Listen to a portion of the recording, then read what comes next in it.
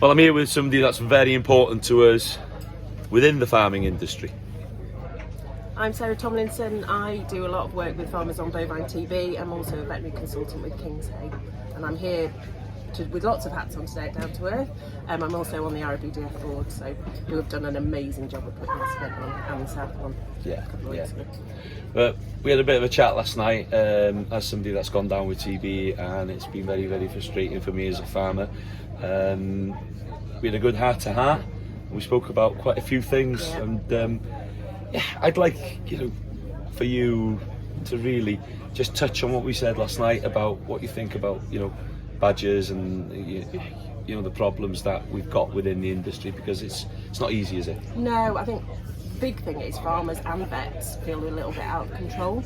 We manage infectious disease on farms, both BVD, Yonis, vets and farmers work together. Whether you haven't got disease and you put in plans to keep it out, or whether you have got it, you work out a plan to get rid of anything.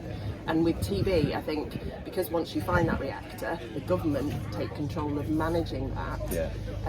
I think there are steps trying to improve communication between the farmer vet and the government vets, but I think that we've got a long way to go on that. And obviously one of the biggest vectors is the badger, which obviously we've got laws around what we can and can't do to control them, and again that's one of the biggest barriers to engaging in other stuff.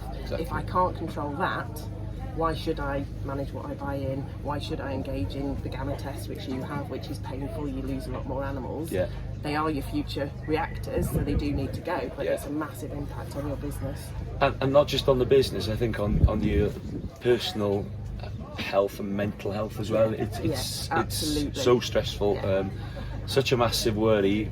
But I've got to be honest, our vet were fantastic, and the ministry vets, everybody that worked with me, I've got no qualms at all. But I think we have to go back to I think what the fundamental problem is, that there's an overpopulation of a certain mammal which is causing this, and it's out of our control.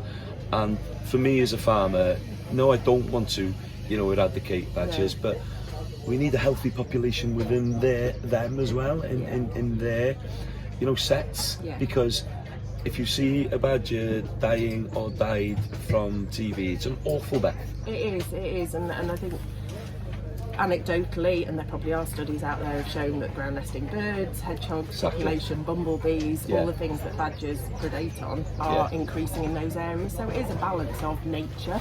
Nobody wants to eradicate a native species, but we want to control them because we want to have a healthy, sustainable livestock industry as well. And not just the life, but the wildlife and the ecosystems that we've got, because overpopulation of anything causes problem. And I think that's where we need to see the results from what's happened within cull areas, and I haven't seen any yet. I've heard whispers.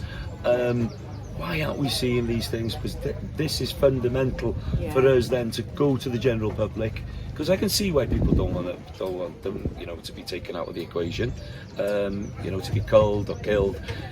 I can see why people are so touchy about it and worried about it, but you have to be cruel to be kind sometimes. You do, and to be fair, what frustrates me is our TB story is focused on whether you're pro-culling or anti-culling of badgers, and it isn't. It's about all the tools, and when you're managing anything, you can't just focus on one thing. So farmers do need to be careful and mindful of what they're buying in from the infectious disease risk, but equally, there's no point in doing that if you get TB onto your farm and lose a lot more cows from gamma. You've got to then buy more in. So it is hard. As far as evidence goes, the southwest of England is a region which has always been traditionally the TB heartland, is now on a 20-year all-time low of TB incidents. Due to? Well, the biggest policy they have had in that area is about 80% of the land has been managing the badger populations. They've only just really in the last year or so moved on to 6 monthly testing and a change in gamma policy. But well, that says it all to me. Yeah, I'd like to say, and on the back of that, they've been a lot more engaged in things like the TB advisory service. You know, they are wanting to now fine-tune their biosecurity, so we've still got badgers in the environment, so raising water troughs, raising mineral licks, shutting feed store doors at night. Farmers get that now, because actually before you were getting, well, why should I just do that little thing when there's this big problem I can't control? Yeah, because them little things will help as well, won't they? So it's working together to find the solutions. Thank you so much, it's been so interesting.